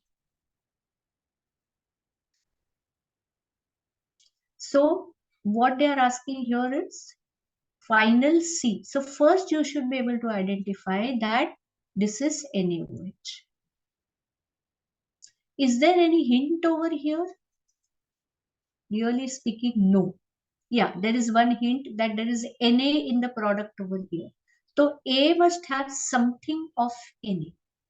Okay, let's look at it little cleverly. कि कुछ दिमाग नहीं चल रहा है और time है थोड़ा हाथ में, जो कि रहना मुश्किल है मैथ्स के क्वेश्चंस देखने के बाद और केमिस्ट्री के 7 क्वेश्चंस होने के बाद इतना टाइम नहीं बचेगा, लेकिन समझो है तो ये मेटल ऑक्साइड है and it is reacting to form sodium aluminate. Reaction with bases, oxides, amphoteric. If you remember, we had talked of aluminium somewhere as amphoteric. तो aluminium है, कहीं amphoteric हो सकता है क्या? तो अगर यहाँ पे Na है So what is the possible compound of NaOH? So if this is base, this will act as acidic oxide to give me salt and water, neutralization. तो B हो गया water. तो फिर यहाँ NaOH डाल के देखते हैं कुछ बनता है. Oh yes, I remember. Even if you recollect one of these reactions, you will be able to connect all dots. कि यहाँ पे पानी बन रहा है, तो I remember this reaction, CH3COONA. Then the story is very simple, just the molar mass of the compound. So if you have time, don't give up. Think something. Socho, Daya, socho. But you must have a very thorough in and out knowledge and memory of your entire textbook, because it is very difficult to know this much chemistry at this stage. So you will definitely need memory of some of your reactions and textbook memory. So please read very, very carefully with your magnifying glasses on. Again, another chain reaction thing. If you remember this is a very typical reaction of bleaching powder. Both these reactions are coming in bleaching powder. If you remember, if you read bleaching powder well, either one of these reactions you will be able to, all these three reactions are coming in reactions of bleaching powder. तो अगर बराबर से पढ़ा है ना chapter, तो इसमें से एक रिएक्शन तो याद आएगी आपको, और तीनों जगह पे वही X है. So if you put that CaOCl to CaOClCl, bleaching powder is CaOCl.Cl. If you put that, immediately all dots will get joined, and then you simply have to compute the molar mass of CaOCl. So here there are no shortcuts. You have to know all these things. And they will, as I said, they will always help you in knowing your board exams, scoring better at board exams. Again, water of crystallization. This is a chart I found in your SSC book also. 9th chapter, there is a list of crystalline salts. Those who are doing SSC board, 9th chapter, page 154. And those who are asking, iska PDF na, you don't need this PDF. Simply, you read this water of crystallization. You have the soft copies of all these books available, free PDF download. You will simply have to go to the book and search में water of crystallization डालो. You the system will navigate you to that particular word in the textbook. You don't have to surf through. So go to, suppose you want to find water of crystallization का क्या information है, कहाँ है. अगर आपको याद आ रहा है, अभी आप you are already in 10th standard. So if you remember that yes, we had done water of crystallization in 9th standard, then go to 9th standard SSC. First, I will always recommend you to literally spin through SSC textbooks. Take SSC textbooks as your base, unless you are an ICSE student and you're more comfortable with your ICSE books, then take ICSE books first. Any one board के तीनों books पहले छान लो, complete, in and out, read them. Then go to the next two boards to find whatever 5-10% extra you may find, or the same information given in a little different form. There'll be almost 99.5% overlap. 99% overlap in both the books. ICS is giving some topics. I think gas laws are more elaborately given in ICSE, and if I'm not wrong, mole and oxidation number concept is slightly elaborately given in ICSE. Rest SSC books are having everything. Then simply type crystalline salts. You will find this chart in your SSC textbook, and I found this chart in the ICSE textbook. ICSE Standard 10, Chapter 59. In this, there are some names extra besides the chart given in SSC books. So all these are giving you the crystalline salts. What are these salts? They always have water of crystallization, and if that water is removed, if you heat that salt, they become into amorphous powders. And what is the meaning of dot H2O? That they are not chemically bonded, but they are bonded with very weak bonds to that molecule. Copper sulfate 5H2O. The structure is beautiful. Those who have extra interest can go to wiki and type structure of hydrated copper sulfate 5H2O. You have copper sulfate in its normal chemical form, and 5H2O molecules are bonded with weak hydrogen bonds to this copper sulfate to form that complex of hydrated copper sulfate molecule. So we write the formula as copper sulfate 5H2O. And in that hydrated state, it is blue in color. So copper sulfate crystals are blue in color. But if you heat these crystals, that water, it evaporates out, and then we get amorphous copper sulfate, which is colorless and amorphous, powdery. And in with water of crystallization, they are in crystals, in form of crystals. That is why these are called as crystalline salts. So these are their formulae, these are their commercial names. Anything of this can come. Blue vitriol, you must know it is copper sulfate 5H2. You may have to by heart this chart. Potash alum, Epsom salt, white vitriol, gypsum. Then it is potash alum is there. Turti apni potash alum is turti. K2SO4, L2SO4, thrice 24H2. There can be a question: how many molecules are there in, or how many atoms are there in one molecule of potash alum? See, count कितने आएंगे. अगर 100 से ऊपर है तो divide by something आएगा. 24H2. See ना, it has 2K.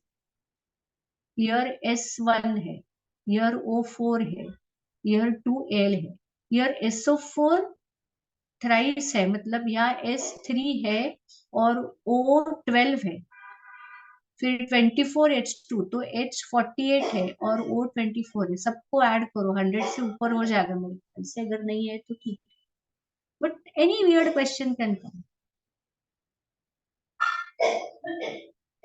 It is madness and you are entering a mad world. You may be feeling ये क्या क्वेश्चन हो गया, कहाँ मैड क्वेश्चन है, बट वी आर एंटरिंग. उड़ी आ बैल मुझे मार कर रहे हैं ना आईआईटी में आने की. Like you are wishing to come in to entering the IIT, you are wishing to give the JEE, so you are falling trouble. Then how can you expect it to be trouble free? You are falling trouble, so take it.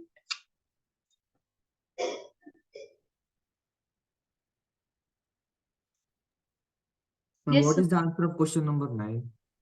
One second. Which question are we on? Then I want the answer of 9th question. Ninth question.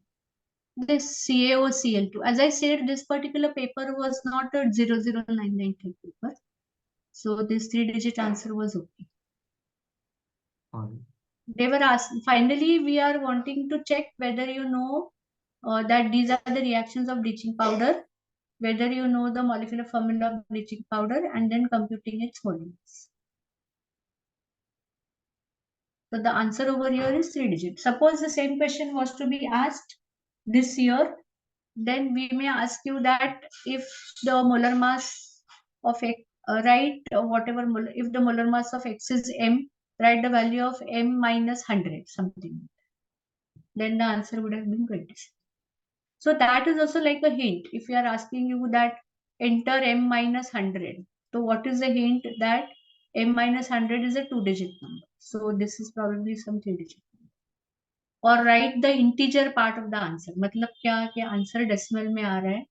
That is like a hint that your answer is coming in decimal.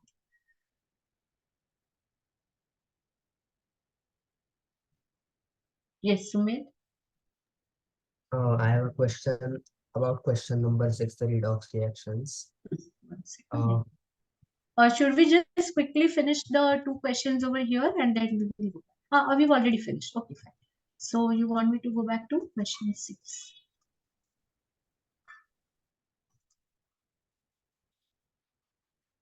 Yeah.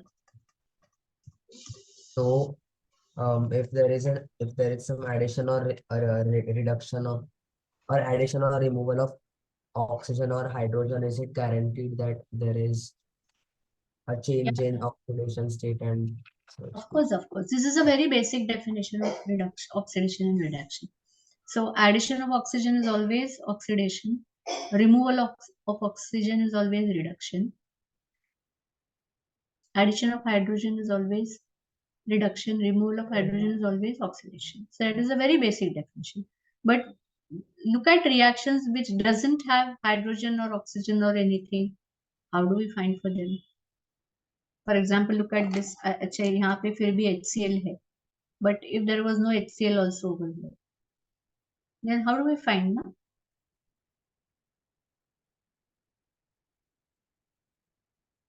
So we have better tools in our hand than simply looking at oxidation or reduction. Simply look at addition, loss or gain of electrons, or element becoming compound, compound becoming element, double decomposition reaction, and the last will be ascending oxidation index. All right. Right. So we have finished the paper, and I had directed you to some questions, I think. Have you attempted those questions?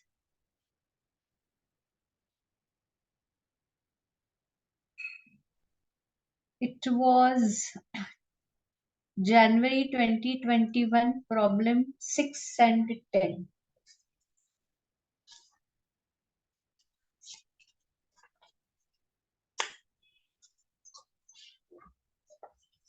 I hope all of you all have the paper.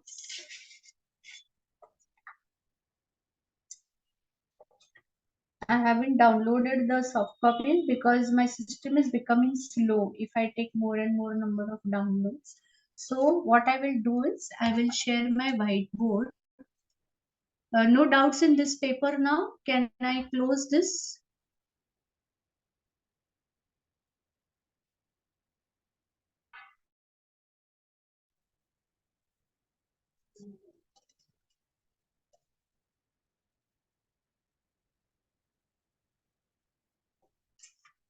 इसको क्या हुई?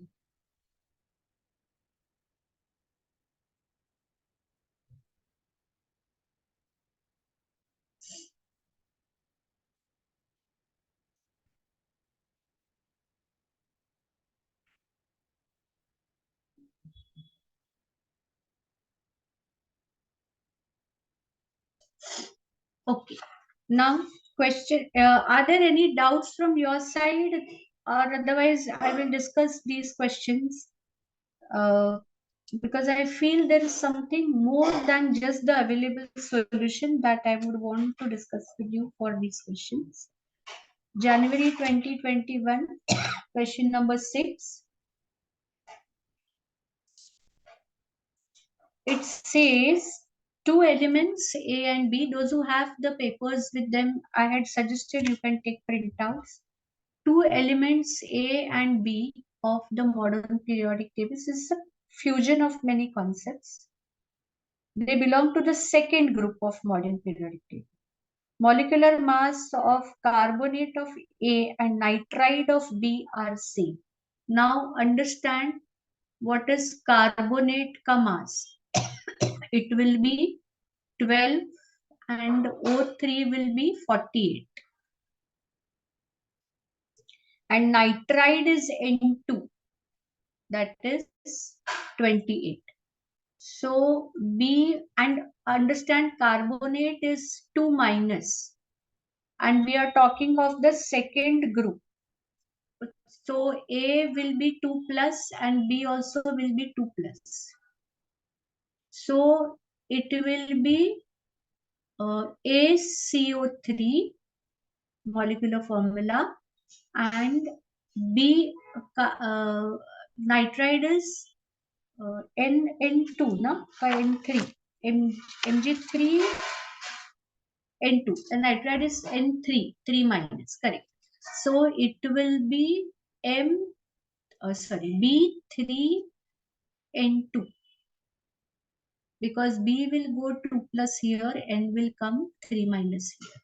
And here both are 2 plus 2 plus. So if CO3 together is 48 plus 12, that is 60. So 60 plus A. And N2 will become 28 plus B3 is same. See, this is our first step. So with this, we have to find what can be A and what can be B. Look at the approach that is expected.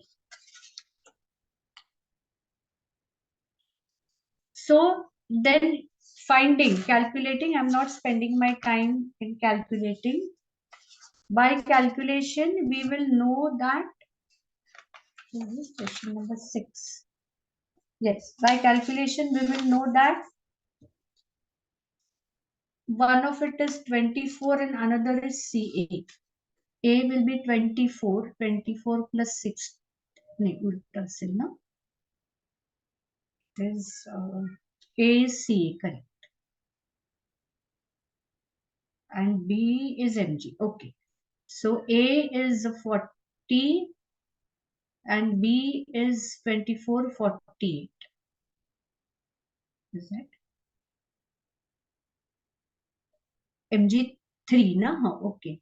So 24 3 is 72 plus 28, right? 100.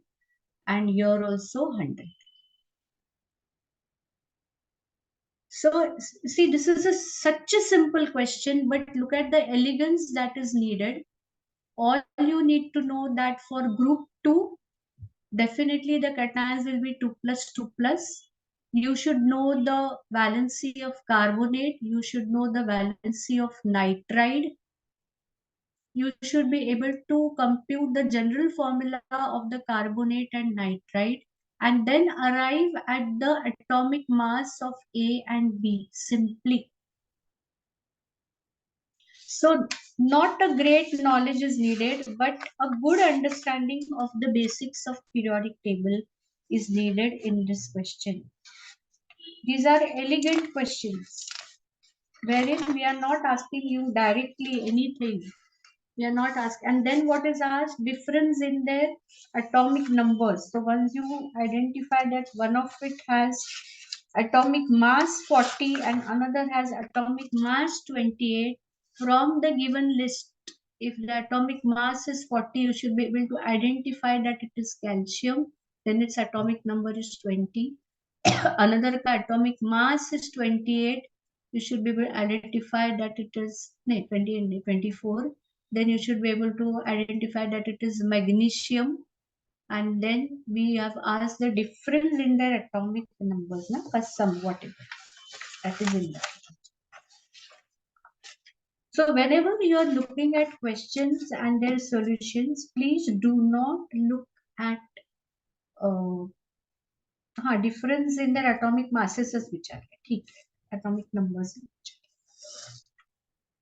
Don't look at the question objectively. Appreciate the elegance of the question. Appreciate, as I said, develop the examiner's mindset. Go from the question to the examiner's mind, what he must have thought, how he must have thought of designing this question. Then will you be able to address some such questions having a similar elegance? So ruminate on questions. Don't just objectively read a question, read its solution, kadlo, pude gelo, nahi. Ruminate, wait on every question, look at that question from all angles. Think if you can design some such questions. Then 10th question, carbonate and bicarbonates of sodium produce carbon dioxide on treatment with vinegar. So what is expected? You know the formula for vinegar. You should know what is carbonate and what is bicarbonate. 10th question. You must know the formula for vinegar. That vinegar is nothing but acetic acid. Then you must know the respective reactions. And then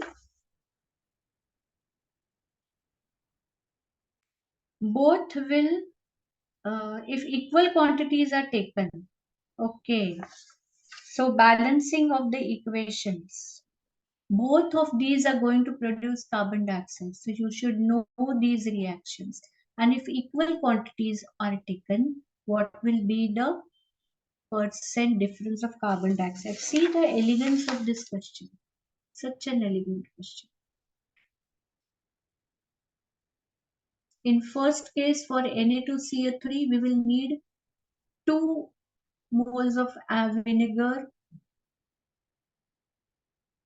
and in the other case, we need only 1 mole of vinegar. And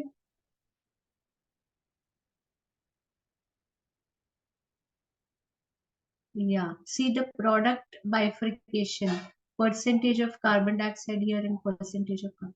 Read the solution. The solution is there, that I need not do for you, but read it with this vision. Understand the elegance in designing the question, understand the approach that is expected, आणि शांतपणे केलं की हे प्रश्न येणार आहे. या सगळ्याचे solutions आहेत. I'm not discussing these questions because the solutions are not there. 2017 solutions are not there, but it is a very, very interesting and challenging paper. Now, February 2021, okay, that question 5, which I'm talking of, it has oxidizing agent, and which is the oxidizing agent and which is the reducing agent. See, it is the extension of what redox we talked just now. KMnO4 plus H2SO4 plus FeSO4 forming K2SO4 plus MnSO4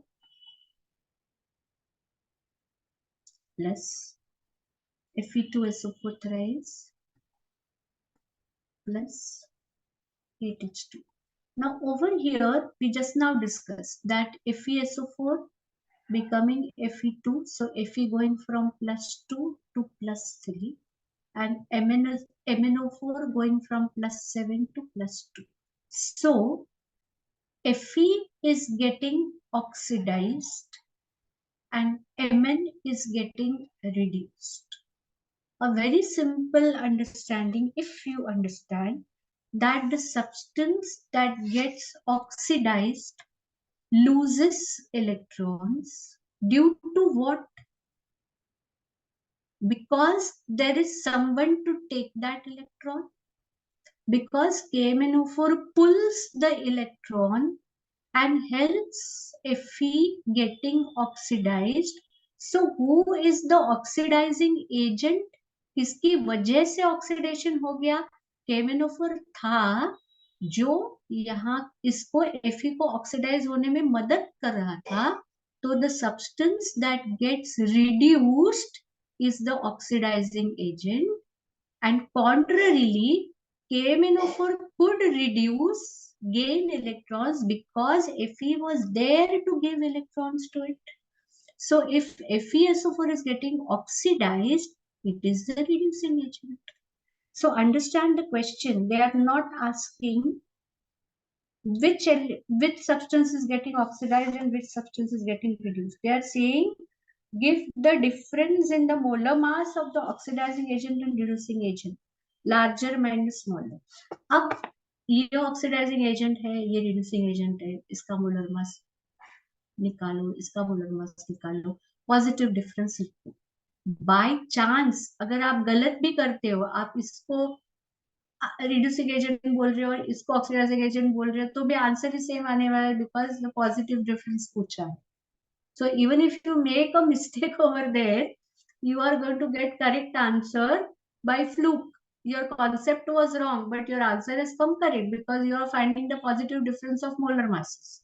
If you are able to identify this is getting oxidized and this is getting, this is getting oxidized and this is getting reduced, your job is done. But conceptually, it is ulta expected. This is the nuance of that question. This is the bariki of that question.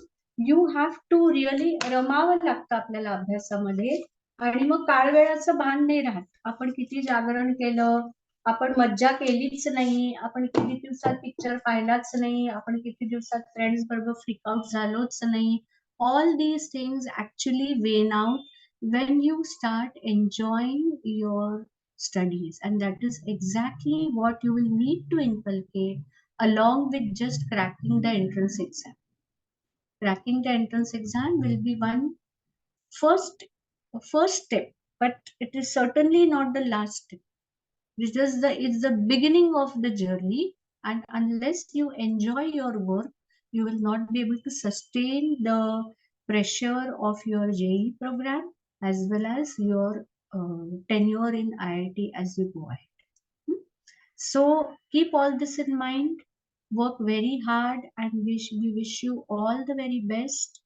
Keep in mind all the instructions given your best. If you are able to crack the exam with the help of whatever we have given, we will be very, very happy. Even if you are unable to crack the exam, but if you worked hard, you will certainly take away wherever you go with this understanding. You join some other institute, or you drop the idea of giving IIT JEE and pursue something else. If you have worked hard, the knowledge you have gained will always stay with you. So all the very best. We finish our second lecture with that. Sunil sir will take his final lecture on Saturday and follow the plans that he has given. After the program is done, if you have really gained something out of our program, we will welcome your comments and bites on our group. What you gained with the program, what you really appreciated. Yes, these things we were not knowing, we got this nice thing. So we will appreciate your comments after the program is over. Okay, shall we stop for the day? Vishal, will you end the meeting? Yes. Thank you. Thank you, all of you. Thank you, ma'am. Thank you, ma'am. Bye. Bye. Use the guideline given, track every question to the theory, and then go from the theory to the question. Keep doing this. You will slowly start developing the grip of the questions designed. की ह्या थिअरीवर असा प्रश्न अच्छा, ह्या थिअरीवर असा प्रश्न अच्छा, मग त्या दृष्टिकोनाने थिअरी वाचा. ह्या थिअरीवर कसा प्रश्न येऊ शकतो, न्यूमरिकल काय होऊ शकतं, वेडवाकडं कसं विचारलं जाऊ शकतो. You become your own devil's advocate, की ह्या थिअरीवर घाणेरड्यात घाणेरडा सगळ्यात वर्स्ट प्रश्न कसा होऊ शकतो, अशा दृष्टिकोनाने प्रश्न वाचा, थिअरी वाचा. You will be better aided for this. Okay, bye, all the best.